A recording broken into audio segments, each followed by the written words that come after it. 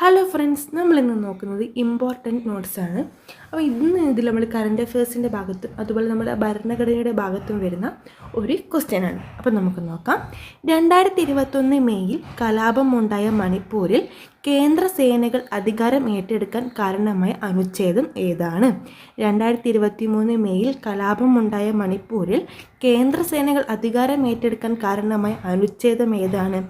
Answer അനുച്ഛേദം 355 അനുച്ഛേദം 385 മെയ്യിൽ 2023 മെയ്യിൽ കലാപമുണ്ടായപ്പോൾ മണിപ്പൂരിൽ കേന്ദ്ര സേനകൾ അധികാരം ഏറ്റെടുക്കാൻ കാരണമായ അനുച്ഛേദം.